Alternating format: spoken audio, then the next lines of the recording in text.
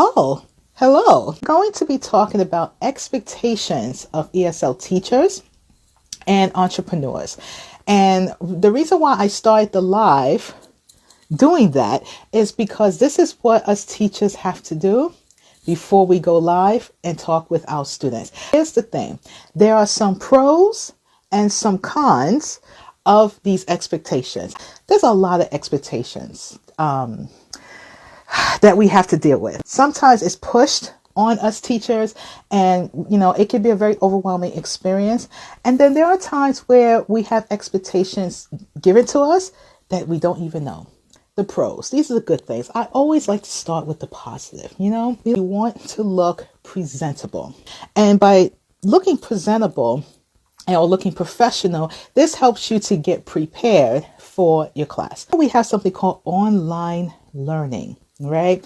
Now we have the luxury of teaching from our home. This is how I look at home, okay? And who cares?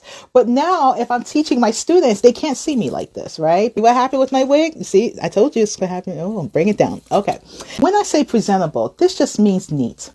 That you're wearing something that covers you. Yes, I have to say it because this has happened to me. And a student came online it was a man. He had no shirt on. I said, are you okay? He said, I want to learn English. I said, you need to put a shirt on, okay? I don't want to see your chest, okay? Energetic. Going to explain. When we say energetic, that means you want to have good energy. Now, it all depends on your personality. Let me stress that. Let me say for my personality, I'm a very energetic, fun, bubbly, colorful type of person. Some teachers are not. Some teachers are more relaxed. They're a little more formal. They just talk like this. Again, it's you, okay? Be yourself. There's really no right or wrong way of doing this. But when I say be energetic, what I mean is you don't have to be like, hi, everyone. This is Teacher Dara. No, you don't have to do that. You could just say, good morning, everyone. My name is Teacher so-and-so. But it's okay. But the energy that comes in will come in through your lesson. We're talking about being energetic. One way to help you with this is preparation. We're still talking about the pros. You want to make the class fun and engaging. All that means is that you want to get your students involved. This is not a lecture. So you don't want to just sit there and say, talk. Because what's going to happen, your students will not listen to you. You want to get them involved, even though they may be quiet and they may be shy, especially if you teach beginners, okay? So, can you answer this question? And it's okay if they don't do it right away. But come back to them, okay? But do it in a way where they feel a part. Like even here when I go on live and I say, you're all family, right? So it doesn't matter if you are a student or a teacher, we're all family at AppliedESL, right? I bring everybody involved. For this live, I have some students watching, right? So I don't want my students to say, oh, Teacher Dara's talking about teacher stuff. This doesn't apply to me. Yes, it does, okay? Engage everyone. And this is why you know this. I like to read your comments. Yes, because that makes people feel like, wow, she's sharing information, but she still sees me. And as humans, we all want to be seen. We want to be acknowledged, right? So even if you're doing lives, even if you're doing teaching lessons or whatever, acknowledge your audience. In this case, acknowledge your students. Okay. Say hello. Don't just ignore them, because what will happen when you're ready to talk to them, they will not talk to you. Trust me. Okay. They will not. Speak clearly. Now, I'm going to say this word loosely because this is a little controversial, but there's something called native speakers. All that means is people who were born in an English speaking country like the United States or the UK. Okay. And other places around the world. Let me just say this. Just because you have an American teacher, a teacher who's from, say, the UK or any English-speaking country, doesn't mean that they speak clear English. Let me repeat. Just because a teacher is from an English-speaking country like the United States or the UK, doesn't mean that they speak clearly. And this has nothing to do with accent either. This means that native speakers become so comfortable speaking informally instead of formally that things get kind of confusing, right? So it's very important when you're teaching your students, even if you are not a native speaker, let's say English is your second language. Great. Okay. Because now you can relate better with your students. But again, we all have to speak clearly. Now, I don't mean that you have to talk to your students like this, because this will make them fall asleep. See what I just did? You don't have to sound like a robot. Speak naturally, but don't talk too fast, so they don't do that, because now they're like, whoa, wait. What are you talking about? Okay? Take your time.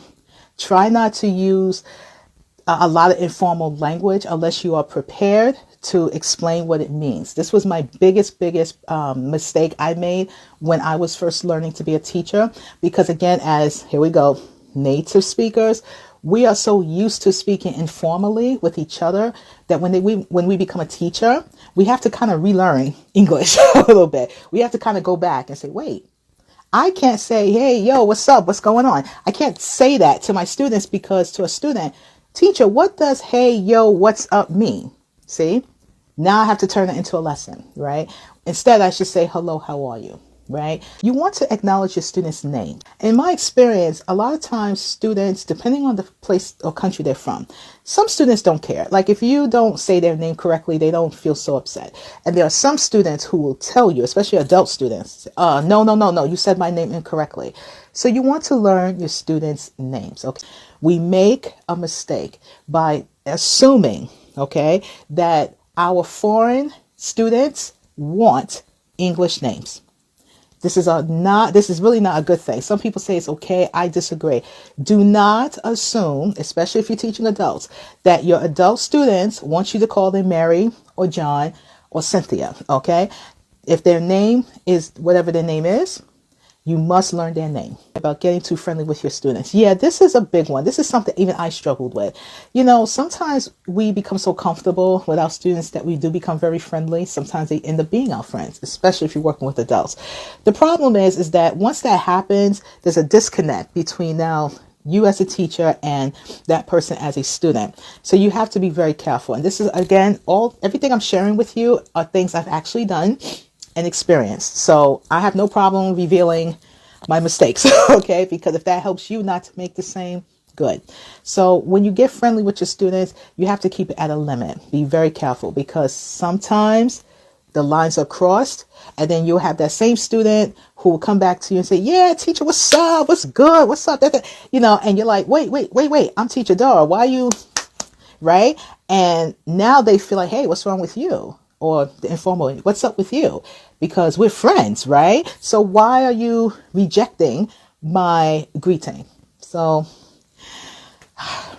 again, I'm speaking from my experience. Just be very, very, very careful. But encourage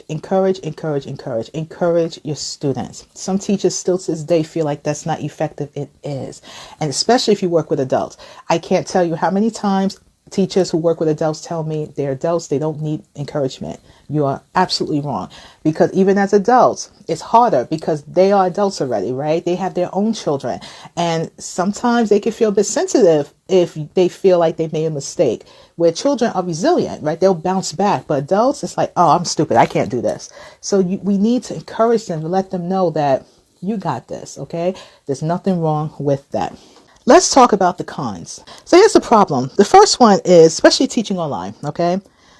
The con is you must always be ready even if you're not. So here's what I mean. Going back to my example, okay? Let's say you're not feeling well. It happens, okay? You're feeling sick, okay? So this is how you feel, all right? Leave me alone, leave me alone. I don't want to teach today. This is how you feel, okay? The con is that, you know, as teachers, we have to try our best to fix our face, even if we look okay, but we have to fix our face to make us look like we are ready, even though we have pain or we feel sick or we feel something, all right? We wear many different hats, okay? Because a lot of times you don't know what your students are going through. You don't know, you just don't know, right? And I'm not saying you always have to care about your students' personal lives or whatever. Even when I work with my adults, there are times where students are really having bad days or bad weeks, you know, and they just look like this the whole time.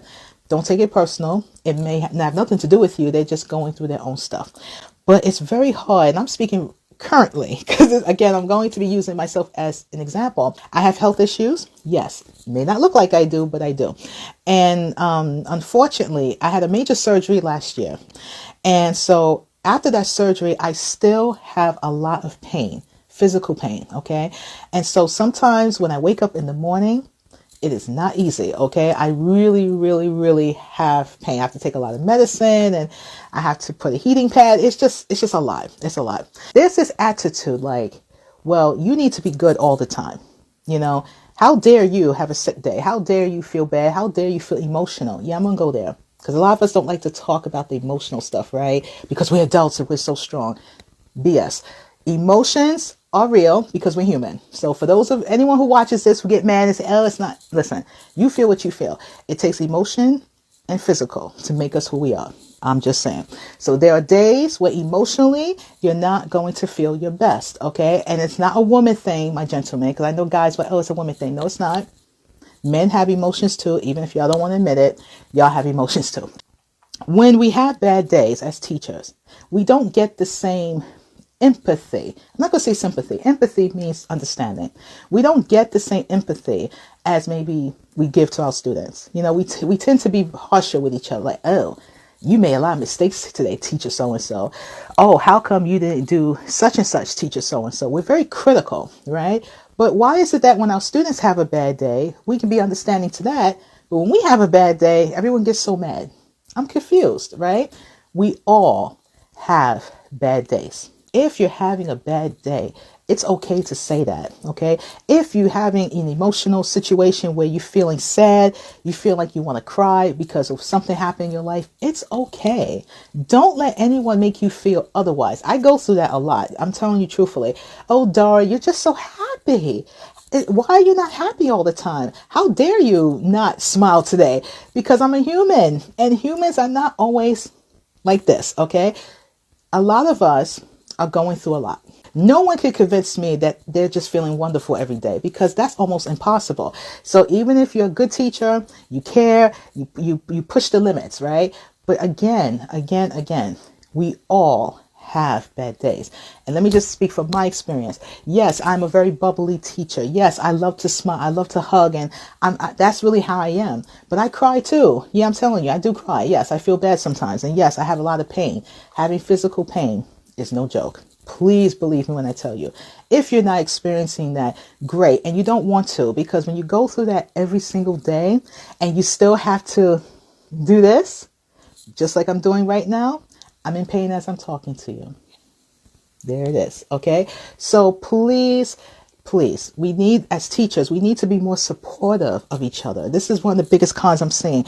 We don't support each other. We're too critical and we're too, oh my God, stop it. Just stop it. Sit down and be quiet, because guess what? If teacher so-and-so's having a bad day on Tuesday, I promise you're going to have a bad day on Wednesday or Thursday. Lastly, making mistakes doesn't make you a bad teacher. Can I just say that again? Making mistakes does not make you a bad teacher. And your students need to know that. So for my students watching this one's for you. I know that a lot of students don't like to make mistakes. I get it. Nobody wants to look or feel stupid. I get this a lot. But as teachers, we're here to encourage you and say, it's okay. We're here for you, right? Great. Well, teachers, what's the difference?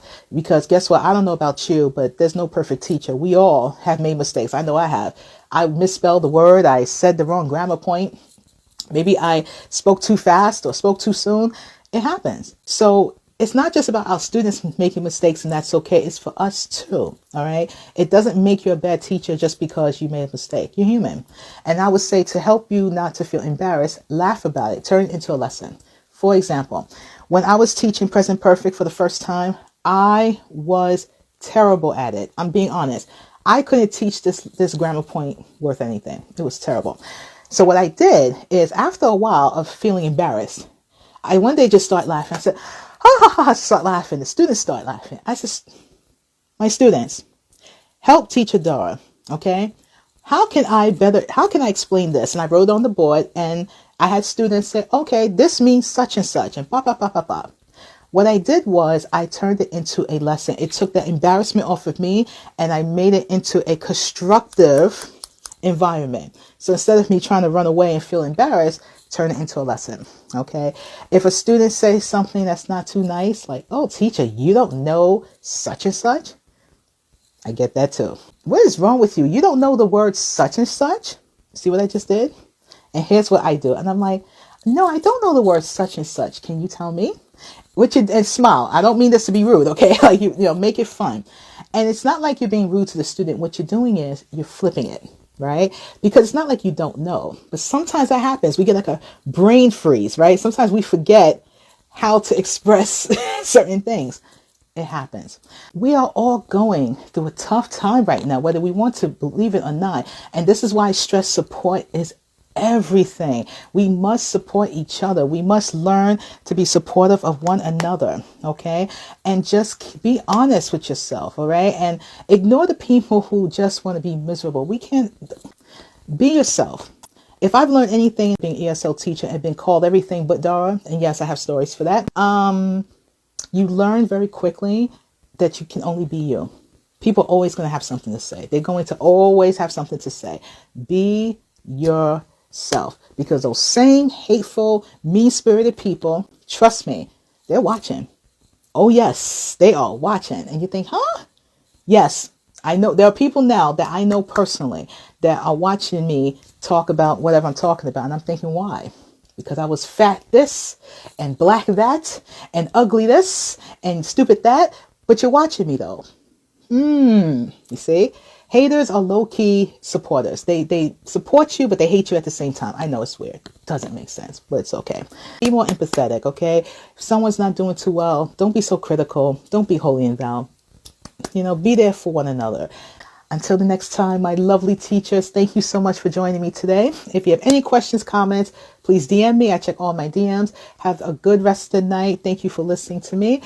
Love you all so, so much. And always try your best. Take care, everyone. Love you all so much.